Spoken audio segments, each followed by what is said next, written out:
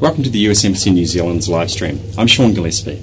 Today we're hosting recent Fulbright Harkness grantee Peter Griffin and media industry maverick Bernard Hickey. First up, Peter is going to share his findings from his recent tour of US Centres of Excellence in Public Interest Journalism, and then Bernard will share his perspectives from here in New Zealand. After, Bernard and Peter will discuss the issues and take questions from the floor and the live stream audience. If you have any questions, please send them to us via the chat box below the live feed on the Connex page. Over to you, Peter. Thanks very much, Sean, and thanks for having us in your fantastic digital facility. Hi to everyone who came here, and hi to everyone out on the webcast. Look, I was incredibly fortunate this year to travel to the US on a Fulbright Harkness fellowship to look at some of the real centres of excellence in public interest journalism that are emerging in the US. And three in particular I spent my time at: ProPublica in New York, the Center for Public Integrity in Washington, and the Center for Health Reporting in California. So I learned a lot from these, which I'll go into. But first I wanted just to talk about some breaking news that's come through this morning, which I think is really symbolic of the change that's going on in the media industry. Jeff Bezos, the CEO of Amazon.com, has bought the Washington Post for $250 million. Which seems like a lot of money, but really, this is one of the bastions of public interest journalism in the US. It's actually chump change, really, for the Washington Post. But I think it's quite exciting. Although he's doing this in his personal capacity, this isn't Amazon buying the Washington Post. It really does show that there are some deep-pocketed people in the US who are civic-minded. He said, and I quote from the Wall Street Journal today, he said, "The paper's duty will remain to its readers.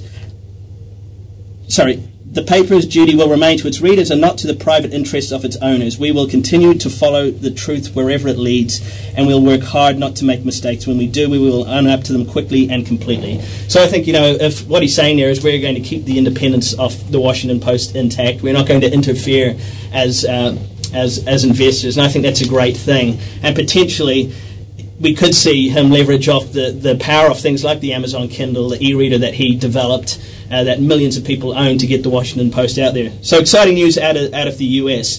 But overall, and I'm not going to talk too much about the economics or the newsonomics of the industry, as some people call it. Bernard's going to talk more about that. But two slides I just want to reference from the Pew Research report that came out earlier this year. They do a State of the Media report every year. And this is the key one really for me. A 30% decline in newsroom staff between 2000 and 2012. And you can see from this slide, in 2008, it just completely went off a cliff in terms of the resourcing of newsrooms. And that was the year that ProPublica, one of the organizations I visited, was actually set up. And it was really set up in response to the endangered species nature of investigative journalism in New Zealand and US newsrooms. So 2008 was a year of carnage, really, in the US. And it means that doing the types of long-form journalism, the in-depth investigations that have won Pulitzer Prizes over decades in the US is much harder to do. It also means there are lots of journalists out there who are now unemployed or not able to do the sort of journalism that they want to do. So we've seen some of these new centres of public interest journalism pick up really good quality journalists and allow them to continue doing their work. The other slide I just wanted to reference quickly is how important mobile is becoming in the media business, but how the media industry is failing to capture the revenue from mobile. Now look at this here, 72% of the revenue coming from mobile advertising is going to 6 companies. And these are not traditional media companies winning this revenue. It's players like Facebook, like Pandora, the streaming radio station. It's Google, it's Apple's iAds. None of that revenue is going to the media, the people who are generating content. And this is concerning because a third of visits to news websites in the US are now coming from the mobile, but they can't monetize that. So the key thing that they have to figure out is how do we, through all access passes, digital subscriptions, how do we make the mobile pay and make it more sustainable for the news business? So Bernard's going to talk a lot more about that shortly. I wanted to start with the Center for Public Integrity in Washington. Now, this is actually a 20-year-old organization. It preceded the internet, but it has become a digital newsroom and one of the most effective in the US at public interest journalism. About 30 people there, a budget of about $7 to $8 million a year, all funded by foundations who give annual grants, and they review that on an annual basis. The core of their success is this Consider the Source project. And what they do, what they specialize in doing, is looking at the money flows in and out of politics in the US. And when I was there for Obama's inauguration in February, and they were still talking about how expensive the last election was in 2012. These so-called super PACs, political action committees, spent collectively about $560 million, a lot of it in attack ad campaigns, trying to belittle their competitors. And this is on both sides. This is Democrats and Republicans as well. So just following this money flow and trying to uncover who is putting money into these super PACs is a whole business in itself now. And they're using data journalism. They're using, because this has to be disclosed now, what money goes into the super PACs, they're using publicly available information to follow the money. And this is spinning off into all sorts of stories every day. They're partnering with mainstream media organizations to get the stories out. It's a very successful model. Within the Center for Public Integrity is another organization called the International Consortium for Investigative Journalists. And while I was there in Washington talking to them, they were pretty much in bedlam because they were about to break the biggest story of their history. And that was the so-called offshore story, where they were leaked 2.6 or 260 gigabytes of information about offshore company records where people are secretly hiding their money to try and avoid paying tax. This blew up about 3 months ago, stories all over the world. It actually constitutes the biggest investigative journalism project in history. 84 journalists working across 46 countries, and the records that they were looking at, which were leaked to them, covered 170 countries, including here in New Zealand, where journalists were working on the data as well. The stories that will come out of this data will run for years. It's so significant. And this is really, I think, a good example of where a foundation-funded group of individuals is working because they couldn't do it themselves. They're working with data journalists and with journalists on the ground in countries around the world to break journalism that's really in the public interest. So I think that's a really good example of what you can do on a global scale. The other organization, ProPublica, I mentioned, as I said, 2008 they formed, and they've won 2 Pulitzer Prizes for their online-only work. That's the first time that online-only organizations have picked up Pulitzers. So doing incredibly good journalism, again, about a staff of about 30. And data journalism is really central to what they do as well. Take, for instance, this project, Dollars for Docs, where they looked at the incentive payments that are being paid by pharmaceutical companies to doctors across the US. Now, this has to be disclosed as a result of some court cases a couple of years ago. So the likes of Pfizer and Glaxo and that, they actually have to put up on their website the payments that are being given to doctors to, for instance, attend their conferences. So ProPublica scraped all of that information from 14 different websites, put it in a searchable format. That so-called news app has had 6 million page impressions and has been covered by about 180 news organizations. So you get small newspapers drilling down to see the doctors in their region, how much incentive money they're getting from the pharmaceutical companies. So you can go and check your own doctor to see who's paying them to sell what type of drugs, because that may have an influence on what advice they give you as a patient. A real breakthrough in data journalism in the US, and this one is updated on a regular basis as more information comes to hand. Now, it's not cheap doing this sort of stuff. If you look here, they have a budget of about $10 million, 35 people. They're well-paid people. This isn't a shoestring operation. It's well-resourced, and they've paid good money to get good journalists on board. And look at the foundations that are supporting them, a huge list of some of the most respected foundations in the country. But the success is attracting more money. The Pulitzers are bringing more foundation money to ProPublica. So it is doing incredibly well and will probably increase in size in the next few years. They're not the only ones doing really good data journalism. This is the nuts and bolts sort of stuff that people in, for instance, Argentina are working on. The paper there, La Nación, they did a very good data journalism project that was recently recognized in the Data Journalism Awards, an international set of awards. And they managed to get hold of some data going back to 2004 about the expenses statements from the Argentinian Senate. They don't have a Freedom of Information Act in Argentina. They don't really have an open data policy, so it's incredibly difficult to get data in a good format. But they posted this stuff on various websites. They were able to grab this data. It was in a horrible format. It was unstructured. It didn't respond to optical character recognition. But they were able to identify the things that they really wanted to get out of this data. And this is sort of what it looks like. They started out with websites. They converted that to text. They had documents there they wanted to extract information from. They had to basically write a whole set of software programs just to analyze this data. But what they came across in the end has led to a judicial inquiry into the activities of the Vice President of Argentina, and also into travel expenses. They found that people were claiming travel expenses for trips that weren't completed. So it's uncovered a whole lot of low-level corruption in the Argentinian Senate. So the newspaper published this as an open-source app. It's not very pretty, but it has all the data there, searchable, and that was thousands of PDFs converted into this format that people could use. This led to all sorts of great coverage and infographics in the newspaper as well. Moving to New Zealand here and the power, I think, of data journalism, because what I saw is that data journalism really is at the heart of what all of these organizations are doing. The so-called News App now is a story in itself, and we see that here in New Zealand.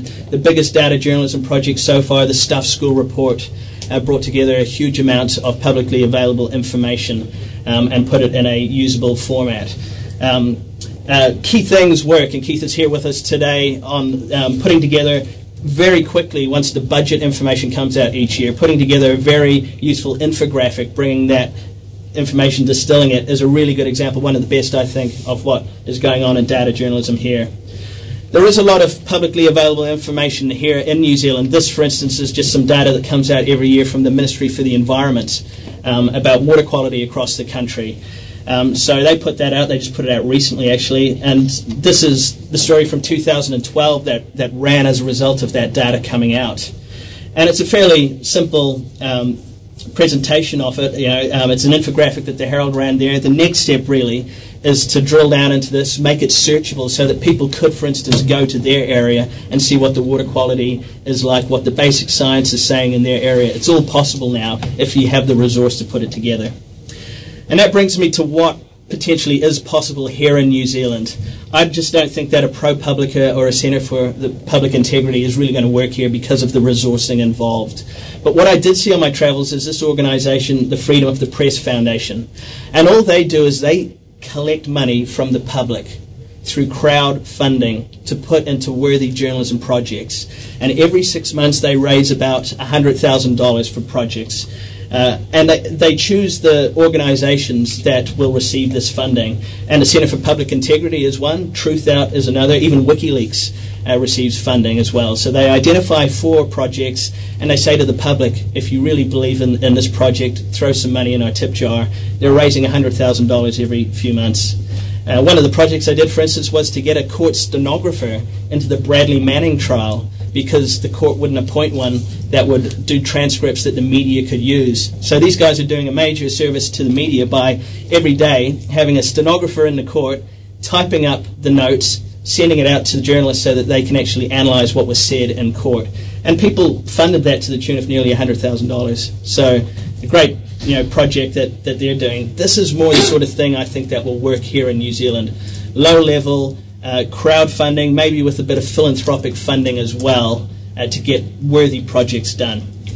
Kickstarter raised last year about $1 million for media projects in the US. I see that style of fundraising having huge promise as well. And Keith has had some success himself here in New Zealand, where he raised $6,000 to $7,000 for one journalism project. That's the most successful example so far, and shows when the story is compelling enough, there is appetite. And I just wanted to end here on something that really took me by surprise when I started looking at the potential for fundraising here, is that we're actually a very generous population. In 2011, we gave about $2.6 billion in philanthropy. Now, that's everything from pokies, money going through the Gaming Commission, to foundations, to community trusts, to personal giving. And actually a big chunk of that, 1.5 billion odd, is personal giving. Now, I reckon there's a lot of unrealized potential out there to fund journalism.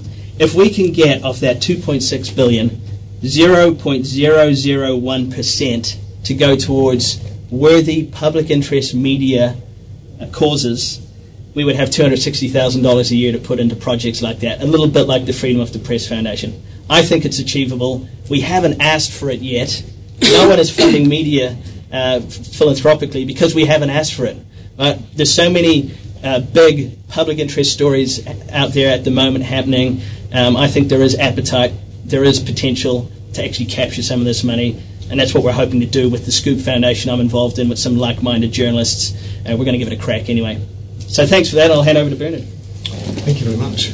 Peter, that's very exciting. It's great to have those ideas about what you can do and look into the future and say, well, actually, there's some amazing things that we could do with data journalism that's publicly funded, potentially philanthropically funded.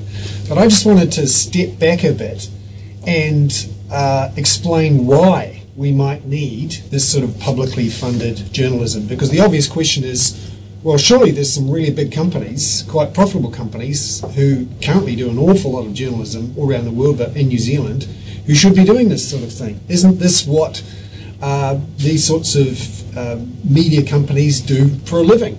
And why do we need to fix a problem which may not need to be fixed?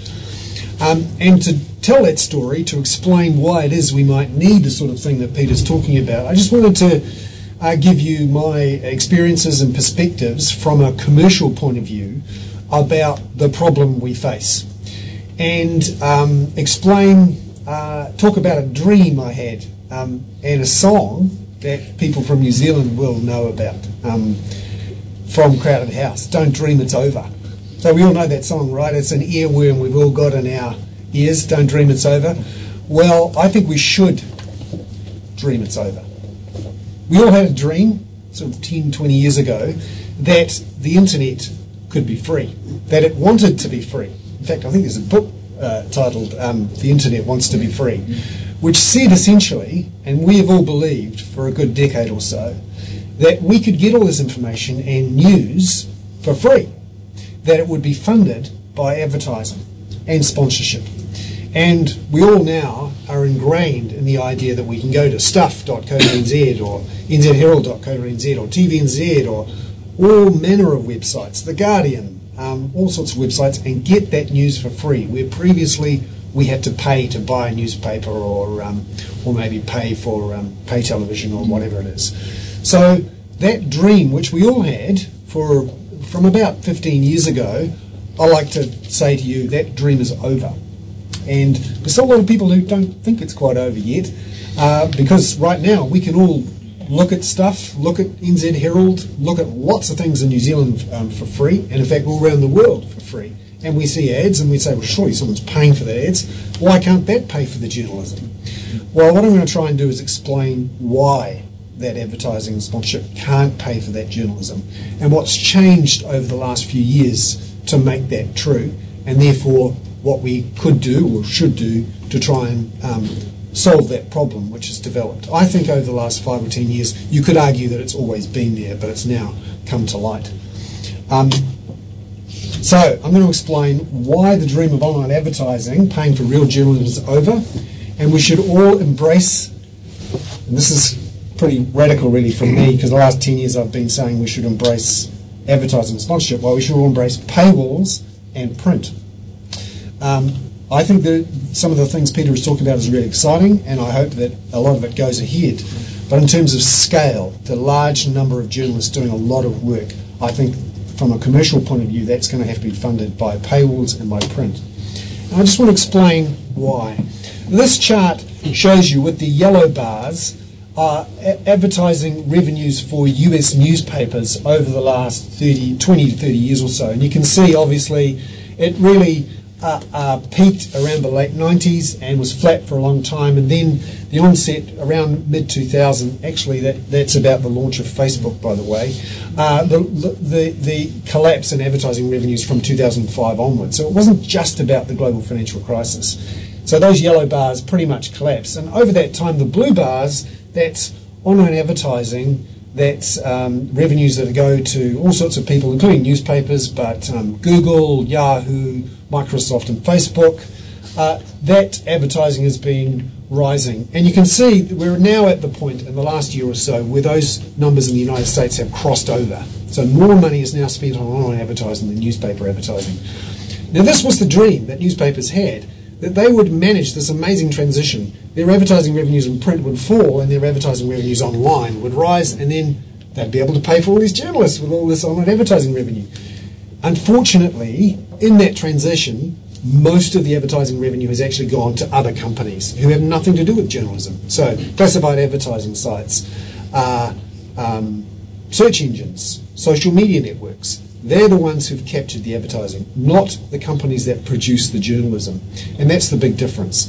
So you could argue there was always an inherent subsidy in newspapers, that the advertising, particularly classified advertising, is very cheap to produce and essentially produced a lot of surplus profit, which was then redirected, at least partially, into paying for journalists.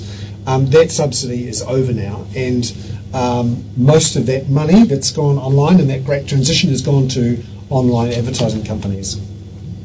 So we had this idea that the transition would happen. Unfortunately, it hasn't happened.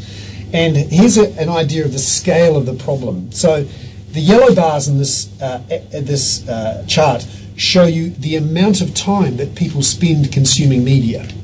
Right? So in the United States, about 7% of the media consumption time is spent reading newspapers, but 25% of the revenues come in advertising revenues go to print. So what that says is there's a big problem there. As advertising revenues equalise with the amount of time spent consuming that media, there's a big fall that's going to happen. And you can see there that internet now has pretty much caught up with where it is. So we spend a lot of time online, and a lot of that advertising money has followed people's eyes online. And we're just about there. Mobile, though, remember this is 2011, so a couple of years ago, smartphone revolution was only just starting. Mobile, very tiny amount of advertising revenue so far compared to the amount of time we spend looking at our mobile phones. And this, for me, this realization that the birth of mobile is going to completely destroy what was left of that transition from print advertising to online advertising, that is the killer app, if you like, that killed off the idea of online advertising as a way to support journalism.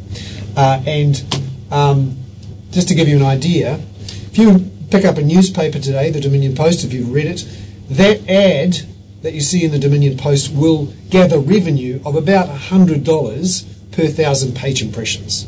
So when you pick up a newspaper and you read it, that's one page impression. And when 1,000 people do it, that's 1,000 page impressions. And that is something that the newspaper can charge the advertiser about $100 in New Zealand per 1,000 page impressions. Those same page impressions online, so when you look at the screen you see the same ad online, the newspaper company currently can charge maybe, if it's really lucky, $10 per 1,000 page impressions. So there we go. The same advert reaching the same audience, only getting 1/10 of the revenue. Now online, when you go onto mobile, you go from $100 for 1,000 page impressions down to $10 for online, down to less than $1. In fact, in the US, less than 10 cents per 1,000 page impressions. So just think about what that means. That means that for every 1,000 people you get very small amounts of online advertising revenue. So what this all means at the end of the day is that you can see there that's the growth of behavioural targeting. And this is the final killer app, if you like, for the dream of online advertising funding journalism. So everyone here will have bounced from one website to the next, and you all know, right, that there's a cookie following you. And in fact, it's not just one cookie, it's probably hundreds of cookies following you. And those cookies transmit information back to advertising networks to sort of try and work out who you are. They may not know your name and your address, but they generally work out from which websites you look at what sort of person you are. You might be a 45-year-old Audi buying car driver from Auckland, let's say. And what that behavioural targeting network does then is sell that advertising to that advertiser disconnected from content. So previously a newspaper would say to Audi, the advertiser, we will charge you a certain amount of money to get this audience of 45-year-old Audi driving buyers from Auckland. Now Audi doesn't need to go to the newspaper, it just goes to Google or Facebook and says, give me the 45-year-old Audi driving men from Auckland and I'll advertise to them. I don't need to buy ads in a newspaper anymore. And that is, in a nutshell, why the dream of online advertising and sponsorship will not pay for real journalism. The value of that advertising has collapsed because of the growth of behavioural targeting and the growth of mobile, which means that there's no way you can do it. Now, what does this mean then for how we pay for this journalism? How do we do it? Well, one way is for the newspapers to start actually charging for the news again, which seems a strange thing. Previously you had to buy the newspaper. Why shouldn't you buy that news when you go online to do it? And in fact, most of the major news organisations, including the Washington Post, which has just been sold off, have actually brought in paywalls. And in New Zealand, we're expecting paywalls sometime early next year for both NZ Herald and Stuff. The other aspect is just to focus on print, which actually, as long as you're not loaded down with too much debt, actually still makes money. And there is real value in that advertising in print. And just finally, just a final sort of nail in the coffin of that dream, one of the responses for websites globally to this inevitable fall in advertising yields was to try and lift the volume of page impressions they were getting. So what you end up with is what I call clickbait. Now you've all seen the story, seen the headlines that say, 10 reasons why Kim Kardashian looks good naked, or whatever it is, which shows you pictures of Kim Kardashian almost naked, or whatever it is. And in fact, even Huffington Post, which was seen as the great hope of this sort of advertising-funded journalism, have created some of the worst types of clickbait. They have a section on their site called Side Boob, right? So many of you might have seen this. I haven't seen it. I've only been told about it.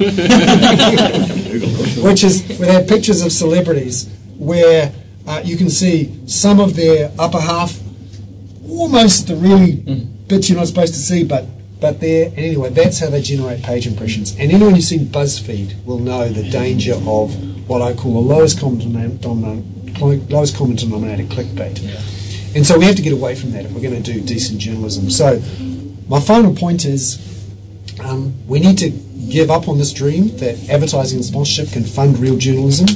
We need to pay for that journalism through paywalls if we can afford it, or potentially have publicly funded journalism, or if we want to make sure we have politically useful and independent journalism, then we get philanthropically funded journalism to come along. In New Zealand, when I tried briefly last year to see if there was an appetite for this in any great scale, there wasn't, because people didn't think there was a problem to be solved. I think we'll know in a few years that we do have a problem to solve. And one of the triggers, I think, for that realisation will be when someone with very strong political views buys a major newspaper or television network and uses that to get their point of view across. Now, Jeff Bezos has pledged political independence in buying the Washington Post. We'll see what happens there. But we have our own little spectre in this part of the world. Gina Reinhardt a mining magnate in Australia tried very hard to buy a significant stake in Fairfax Media, which publishes many of our major newspapers, not to mention the really big ones in Australia.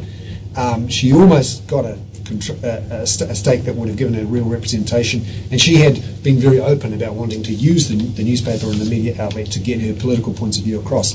I think that will be the trigger for people to go, we've got a problem that needs to be solved here, either through public funding or through philanthropic funding. So, the dream is over. And we have other dreams, and Peter's given us some really good ones to focus on. Thank you very much. I've got a question from online from Julie Starr, who some of you, I'm sure you'll be familiar with, from Waikato. She's just asking if you to elaborate on the on journalism.org.nz, your experience trying to raise funding for that last year. Yeah, so my background, I've worked for Reuters, Financial Times, for Fairfax, and then 5 years ago helped to build up a financial news website funded by advertising and sponsorship called interest.co.nz. Then towards the middle of last year, I decided to sort of go it alone and try to set up a website that would do publicly interesting, perhaps investigative journalism that would be funded by philanthropy. And my models were the sorts of places that Peter has been to. ProPublica is a fantastic example. Went around a few people, and maybe I'm just not a very good fundraiser, but the response I got back from people who would, you'd think, be in a position to be interested in this thing and certainly have the resources was, we don't have problems to solve. Whenever I go to a press conference, there's plenty of journalists. And I'm always getting trouble from journalists, because often the people who do this are people in public positions who, are in the media themselves. And they say, well, I've got people beating down my door to ask me questions and report my stuff in wherever we are. And I'm now, for example, in the press gallery in Parliament, and there are about 35 to 40 journalists in there. And I often go to press conferences where there are 15 people gathered around one minister asking questions. Now, that doesn't sound like a shortage of journalism. So that's part of the issue. People don't see that there's a problem right now. And also in New Zealand, we're quite, I suppose we could say, complacent about media freedoms and about availability of information. We sort of expect it to be free. For example, our Prime Minister is extraordinarily available. He will appear on media in pretty free-form situations, often dozens of times a day, which is, no other President or Prime Minister would do that. So we do have a lot of access to our political leaders, and we get a lot of information. We have our own Freedom of Information Act, Official Information Act.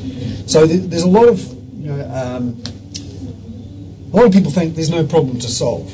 And you could argue maybe at the moment there isn't that much of a problem. But wait for a few years for this collapse in journalism numbers. Wait for a big newspaper to be sold to a politically interested person, and then maybe things will change. And in the meantime, there are smaller scale efforts like the Scoop Foundation, which are doing great work there. Yeah, I just add, there's no guarantees that what we're working on is going to be any more successful than what Bernard attempted last year.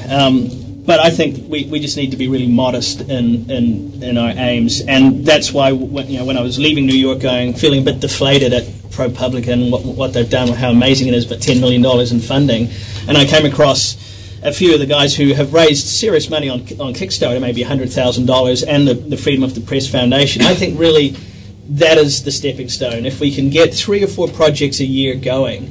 And I think, any journalist knows there are lots of stories that get missed. My beat is science at the Science Media Centre, and I know lots of stories are getting missed in the world of science and in environmental reporting. If we could do 3 or 4 projects of $30,000 to $40,000 a year, I think that's actually quite a nice thing for a philanthropist to put their money behind, because it's a relatively small amount of money that could have large-scale impact.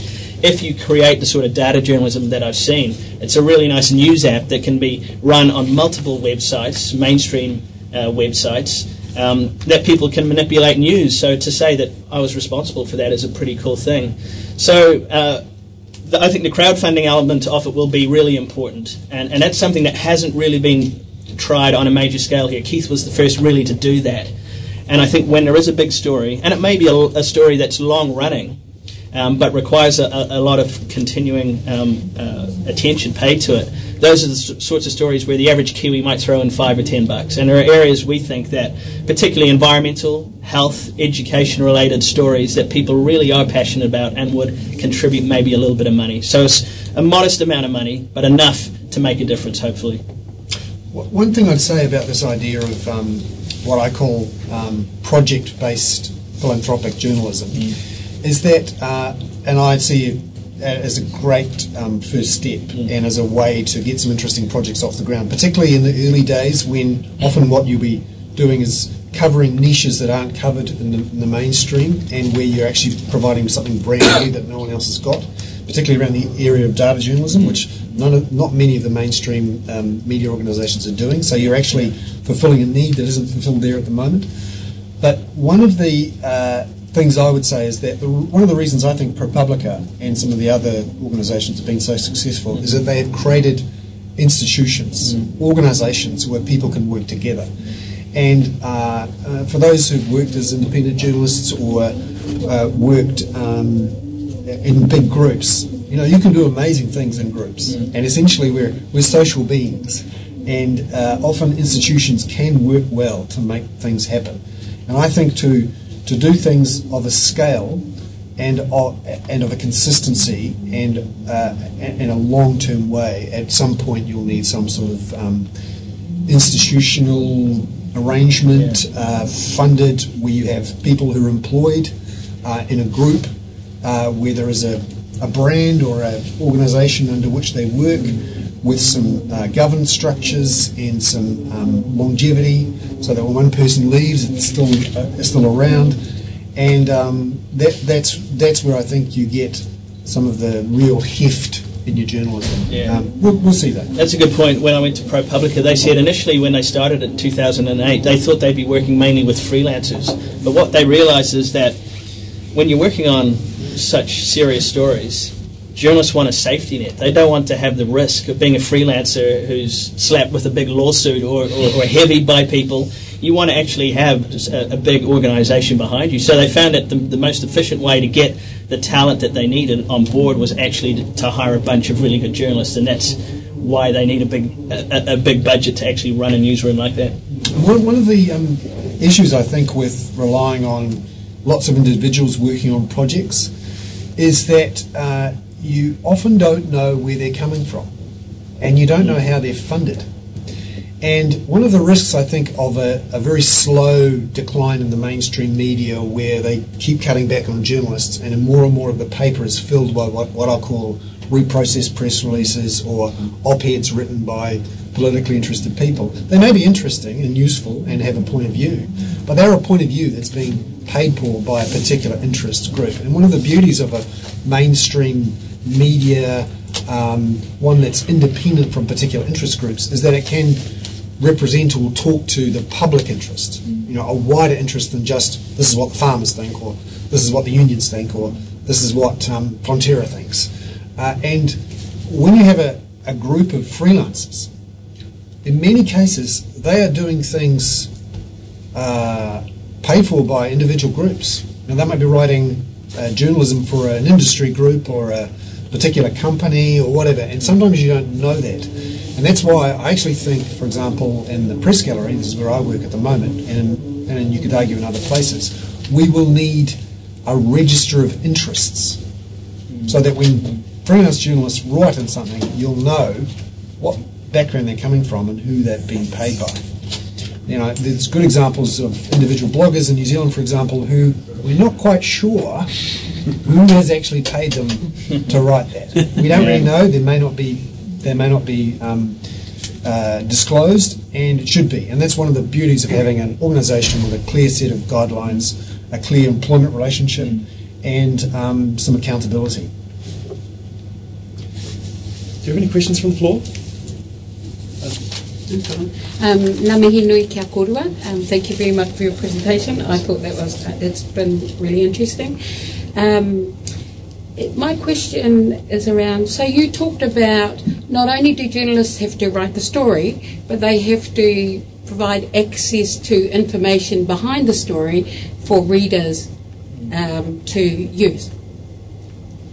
Absolutely, yeah, and that's the heart of data journalism, and increasingly what they're doing is they're putting all their data up on the internet because they know they've only got so much capacity to look through that information that actually the eyes of readers is really valuable as well. And one example, ProPublica, they wanted to find out how much local TV stations were receiving in ad spending from political campaigners.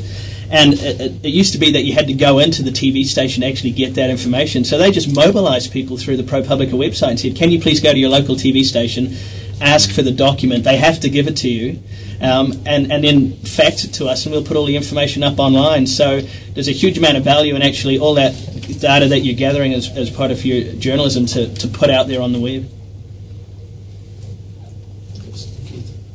So Bernard, you mentioned print. This is the first time I've ever heard anyone mention print in this particular context. Why? How do you actually get more money out of print? And B, what's the end game of investing more in print? Yeah, it's sort of surprising from someone like me who spent the last decade, doing everything online and preaching that, the online was the way to get your information out there to as wide an audience as possible. And you can do amazing things online, as Peter's shown and many of others with data journalism that you just can't do in print. But advertising revenues for print, so this is display advertising revenues, not classified advertising revenues, are actually surprisingly robust. And people are still buying newspapers and magazines in particular. Often it's a weekly newspaper, the sort of what I call stand back a bit type news, so not breaking news, the sort of thing that you'd expect to read in a daily newspaper that now you get the previous day on a website.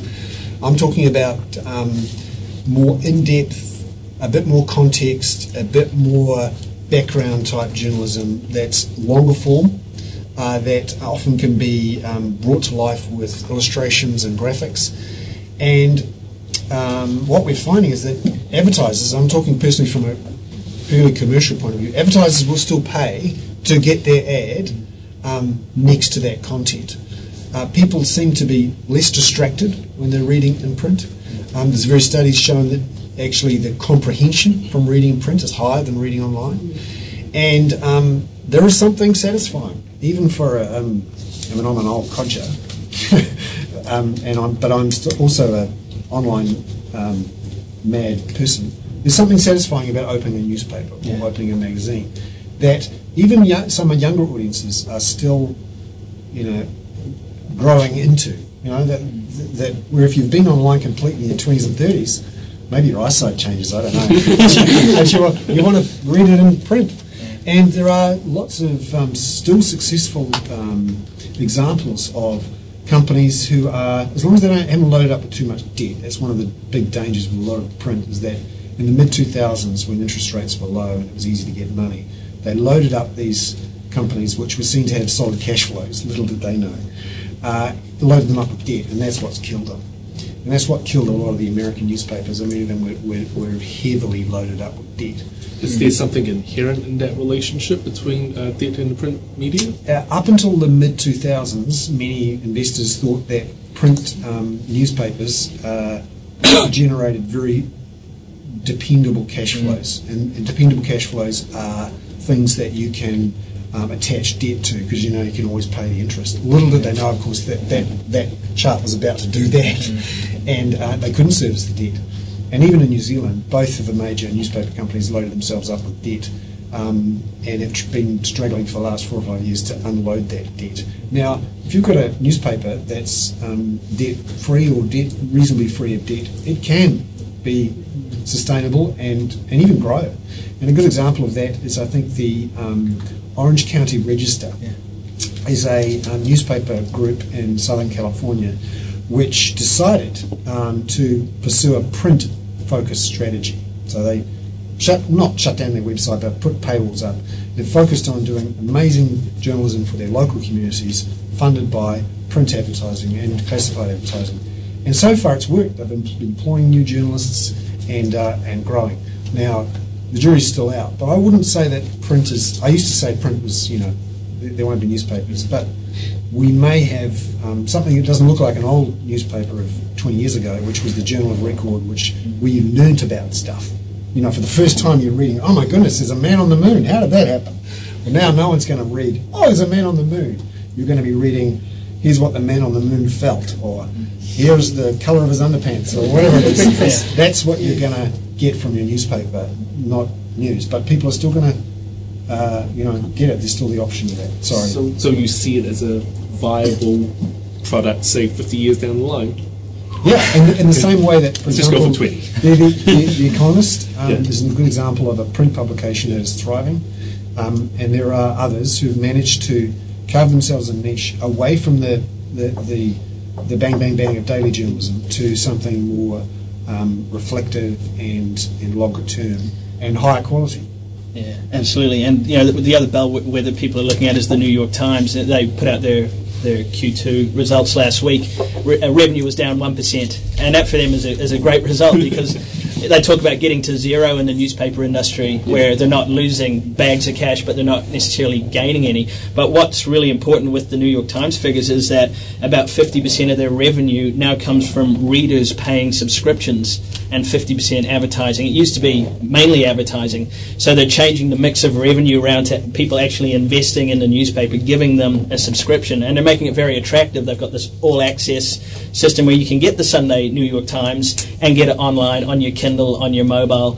So that's the really, I think, smart move is they're reducing the mix of advertising and the overall importance of the business, and that's got to accelerate even more. Okay, we've got a number of questions from online. We probably won't get through all of them during this talk, but Peter and Bernard will respond to questions after on the Facebook event page. Yeah. But we've got one right here from Elle Hunt from Radio New Zealand's Youth Project. She says, say you did raise the funding for a New Zealand equivalent to ProPublica. How do you foresee such an initiative would be staffed? By a core team of full-time trained staff, or by paying contractors for individual projects? Well, yeah, that's interesting. That goes back to the freelancers versus full-time staff. The dream, obviously, is to have, probably similar to in scale to the Science Media Centre, have 3 or 4 people permanently employed to do investigations. That would be the dream scenario, and for that you're looking at $500,000 to $600,000 a year. So if you can get that sort of money, great. What I foresee is working with what is quite a eclectic but skilled and experienced team of freelancers out there, project by project, and initially to prove the concept, to get some big wins on the board, to get philanthropists interested, and maybe putting together something a little bit more robust to allow staff to be hired. Cool. And just one more from online, from Iraq this time. We have a Kurdish student at the American University of Iraq in Soleimani. Apologies if I'm mispronouncing that. Hidayat Muhammad asks, as I've heard, the hardest job is journalism. We have recently a new Department for English Journalism at the American University of Iraq, but very few students register for it. The main reason is you have to have connections with a political party and be their bias. How could we be independent journalists and broadcast the truth? Is that possible? Now, it might be out of your scope, but if there is something, you could respond. Wow. Well, where I thought that was going was that the traditional journalism skills just aren't matching the market anymore. And I've prepared for that because what I saw in the US was all about entrepreneurial journalism and data journalism, teaching student journalists the skills that are going to allow them to thrive in a media startup that they may start up themselves when they leave journalism. But a situation like that where you have political pressure involved, we're just lucky in the US, the universities I visited and the ones here, that you're unlikely to come across that. It's obviously different in places like Iraq. Yeah, I mean, I think that goes to a core issue for, at least for us in New Zealand. We take for granted that our media is relatively unbiased politically or unconnected to any large interest groups. We have a history of and I've worked in journalism in New Zealand for 20 years or so. You'd never expect to walk into a newsroom and be told by a chief reporter or an editor to cover something from the point of view of one political party or one particular interest group. We're very lucky, and it sounds like luckier than many other places in the world. But this will become more of a problem as the commercial drivers for mainstream media start to wither and die, and some of the political drivers start to come into play. There is power and a reason to own a media outlet if you want to achieve a particular political aim, from wherever you are on the political spectrum, and that will be something that the public will have to guard against and maybe fund to make sure it doesn't happen. Cool. Now, another question from in-house, Peter from Victoria University. Yes, got a question about the value chain that your proposed foundation might have, Peter. And the question really is, at what point do you see the funding going to the production of news content as opposed to the distribution of news content? Do you see it as a vertically integrated model whereby you control the production and distribution of news, or do you simply fund the production of news and hope that the mainstream news media then pick up those stories? Exactly that, your latter scenario there, and that is the model that ProPublica, Centre for Public Integrity, all the big ones in the US follow, where they have a website and they'll put everything on the website, but what is crucial to the success and the impact, which gets them more money and gets them the Pulitzer Prizes, is how far and wide that story went. And what they will typically do is they will choose one outlet that they strategically think will deliver the most impact. And they've partnered, in the case of ProPublica, with everyone from the New York Times to the CNN to PBS to NPR. So whoever they think will give them the most audience, and then they open source it under Creative Commons, and anyone can have a bite at it. And they're quite happy for any news organisation to pick it up, and they will, because it's top quality content. It's been vetted, it's been looked over by editors, it's well written. They will just take that, and hundreds of media outlets will do that. So I envisage exactly the same model where, sure, we have a website and we publish the stuff and the news app goes there, but anyone can take it, and we partner with one or two organisations to get it out, to break the story. And this method of being a central production hub, if you like, that partners with other mainstream media is also a great way to handle a transition. So those media companies are increasingly sacking their own journalists and have big holes in their papers and are desperate to fill it with something. And that's where someone like a ProPublica or whoever comes in and says, here's some quality news or analysis or reportage which isn't politically or economically biased and frankly is free. And so they'll help fill those papers.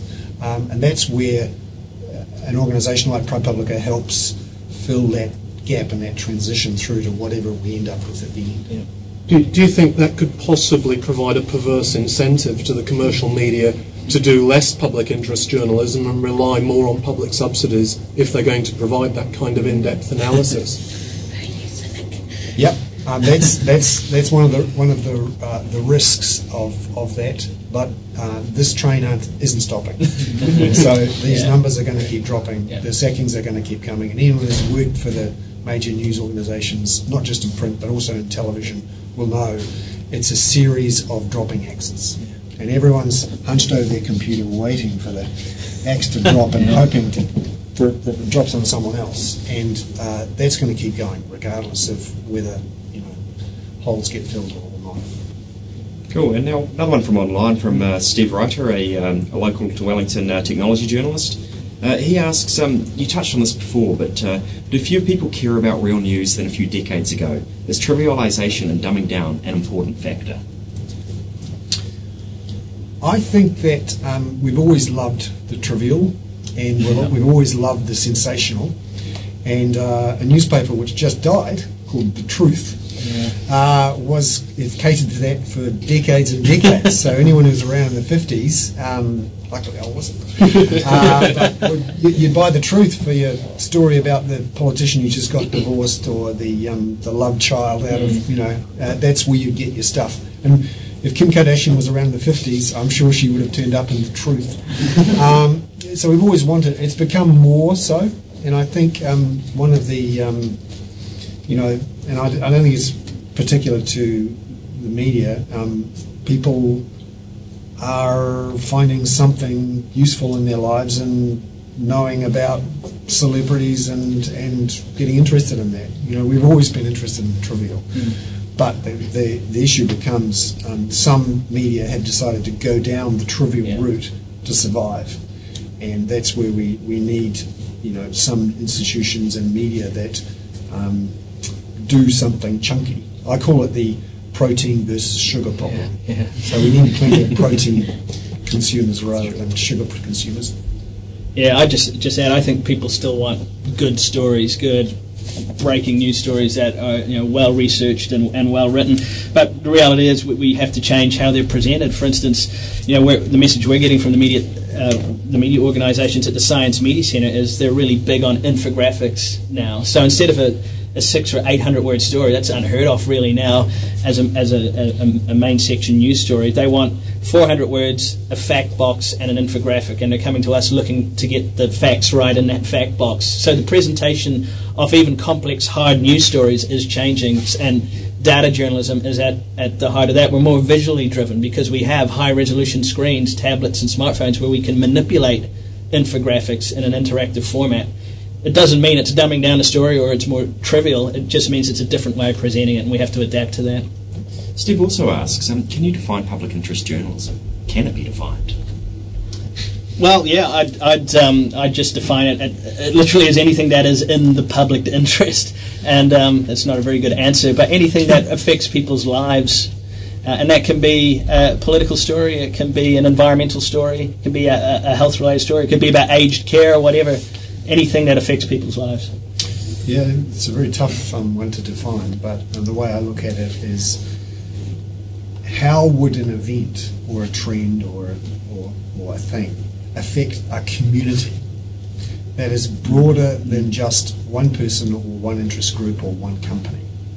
So it may be a community that shares a geography, or it may be a community that shares an age group, or a particular ethnic group. But it is broader than just one person, and in a way, if it's in the public interest, it's something that, by definition, is not being covered or focused on by the existing media. Question. I read recently that, where it was, so this is a great example of I'm also consuming media this way, that people are snacking on media. Yeah. A little bit more grazing rather than sitting down for a meal. So just like reading bites here and there. Would you agree that that is a growing trend? Absolutely, yeah. And a good example of it is Flipboard, which is a magazine that you assemble yourself based on the content sources that you want. And I have it on my iPad, and I just flick through it. And if I see something I like, I tap on it. But all the places I visited in the US, they're all pretty attuned to this now. ProPublica has 250,000 Twitter followers, and that's not only important for getting the content out, it's really important for fundraising. Did you like that story? We're doing some crowdfunding, throw some money in our tip jar. So yes, snacking on content is huge, and that's all driven by smartphones. As I said, a third of the clicks to US news websites are on the smartphone now, and it literally has to be a snack on the smartphone. The other thing is, though, yes, there's a lot of snacking, but there was also a reaction to that, and a quite surprising trend towards long-form journalism, and also people using what should be a snackable device, a mobile phone, to read books. Yeah. So this was a big surprise for Apple and others, that people were using their iPhones to read books. And so even though we acknowledge people are wanting things snackable, are consuming snackable, I actually think there is a big unmet demand and maybe a reaction to long form, protein rather than sugar. And I think the New York Times story Snowfall, which I think got like 3 million page views or something, and it was a long form story about a group of people who got stuck in an avalanche and someone died. And it had video, it had maps, and you could track the people's routes, as they went up the mountain and all this kind of stuff. And it was very interactive and integrated. Do you think that's where the long form is going now? Other people are picking up on this. The Guardian's done some stuff like this. Stuff's even had a go. Yeah. Yeah. It's fantastic when it can be done. It's expensive to produce, and it takes a long time. And it's brilliant. But I'm all for. In cooking they call it the slow food movement, and in journalism it's the long form movement. And often that's where the best journalism comes from. And in our rush for snacking, often we miss out the the need for protein, and I think you're right. And there is a demand for it. As you said, huge numbers of people read Snowfall, and sometimes it's a risky thing for a publisher to do or a journalist to consider, and sometimes you need the backing of an institution and subsidies from elsewhere to produce it. But it's fantastic when it happens. One of the Kickstarter projects I looked at in the US is called Matter, and you pay, they raise about $100,000 on Kickstarter. They do long-form science journalism, 8,000 word features that just even the New Yorker or the Atlantic won't run anymore. And you, as a member, you pay 99 cents a month and you get one 8,000 word feature, and it's beautifully formatted for your tablet or your Kindle. So there is an appetite for that. That's thriving, that particular project. So I think there is a niche market for that long-form journalism, and people are willing to pay for it. We've got just time for one more question from online. Now, Julie Starr asks for Peter, is the Scoop initiative something you see as fulfilling that need for an institution? I think it's in reference to something you said earlier. Yeah, I think the sort of institution that Bernard's talking about, where it has the credibility attached to it so that there is a robust editorial process so that projects are vetted when you're dealing, particularly if you're dealing with a lot of contractors and freelancers. I think that's really important. As I said earlier, in the initial stages, this is going to be pretty modest, but if we can get some real successes, if there are some major stories, if there is change as a result of the stories that journalists we fund break, hopefully it can become an institution that has longevity, and that's the ultimate goal. I'll just ask the timekeeper, do we have time for one more? Yep. Okay, cool. Well, before I put that one forward, I'm just going to sort of read from Wanyuku in Kenya echoes Hidayat's concerns, the Kurdish student in Iraq, right. And he says that, and he goes further to ask, how do we raise important public interest issues when the public itself is unaware of these issues and even hostile and unsupportive to non-conformist journalism, being sharply biased based on political grounds? Again, this might be outside your guys' scope, I'm not sure. Do you want to answer it, or shall I go to another question? I think it's fascinating that we're being educated in New Zealand about the dangers of politically aligned journalism, because it's something we don't think about. And we should, having worked for several years in countries outside of New Zealand that have this issue as a fact of life, you do realise when you come home you take this for granted, and it's a great reminder. All right, time for one more? No. Okay, Steve asks again, the technology journalist from Wellington, what newspaper publishers are developing broader non-news interests? For example, when Fairfax ventured into Trade Me, and he asks, is that a potential way of funding journalism? Is it happening? And if not, why not? From what I can tell, it's not happening, and it's disappointing. That. Particularly Trade Me, it seemed like a good opportunity to cross-subsidise the news part of the business with a very profitable e-commerce operation, but I don't see evidence of that elsewhere in New Zealand. I think there are maybe a couple of overseas examples, but that's a dream scenario, but it doesn't seem to happen too often in practice. What you see with old-style newspapers is that effectively one part of the newspaper, the back of the newspaper, the one with all those lists of ads, subsidised the journalism on the front. And what actually has happened over the last 20 years is that subsidy has been broken between classified advertising and news. And the reason there was a subsidy there is that they were contained in the same newspaper by a company. And you could argue one was necessary for the other, but I know many people who bought newspapers and didn't read the front, and all they read was the classified ads because they wanted to see what cars were for sale or what jobs were there. And that artificial subsidy has been broken down. When you try to create a new artificial subsidy, some investment banker will jump in there and see an opportunity. And effectively that's what happened with Fairfax and Trade Me.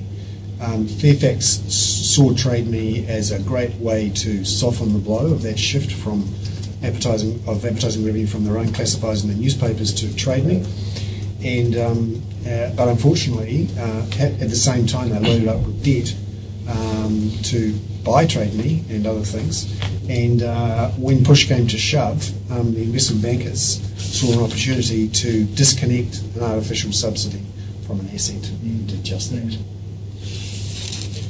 I've got a question for Peter. You've talked a lot about getting the funding sorted out, and I guess the key to get funding is probably to find stories that are going to be of interest to the public.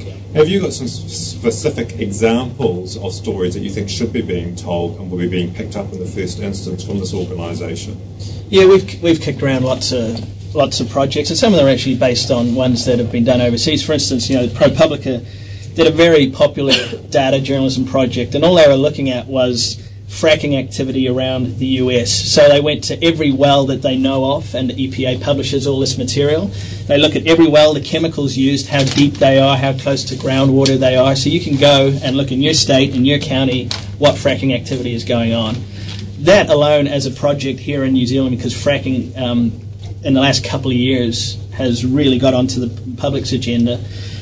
Just something like that would show in Taranaki or in other parts of the country what is going on as a very objective infographic and searchable piece of data journalism, I think is worthy of a $20,000 or $30,000 journalism project. And a journalism that spins off having that data available hopefully will be of use to local communities and on a national basis as well. That's just one example.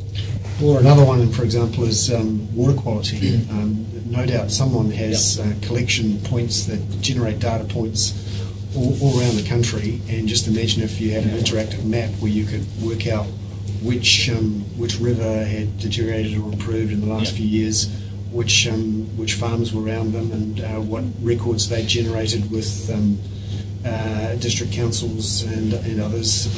That's another example where you could do that. Lots of ideas are generated in an age of big data, where even governments are collecting and distributing this data. You can do amazing things, and I think this is where there is an opening niche for the likes of a ProPublica or a Scoop Foundation to get in there where the mainstream media isn't, and where there's an opportunity to do something amazing that isn't being done at the moment, as a precursor for eventually having what I call more mainstream, regular journalism. This is reporters turning up to town council meetings or attending parliamentary question time or whatever. And I think that some of the projects you'll have to show your hand. You'll have to go out to the public and say, we want to do a big look at fracking in New Zealand, and ask for money for people to pay for that. But hopefully there will be some money available for the top secret investigations, like the one that the ICIJ broke, which had global significance. You still need to keep that really locked down until you break the story, and hopefully there'll be some money available for that, so that it's not just all tied to the projects that you flag publicly with crowdfunding platforms. Cool. Okay. Thank you for joining us, and thank you for your questions. Bernard and Peter will answer some of the other questions after this on the chat roll, and then any that are left over later on the Facebook event page. Have a good day.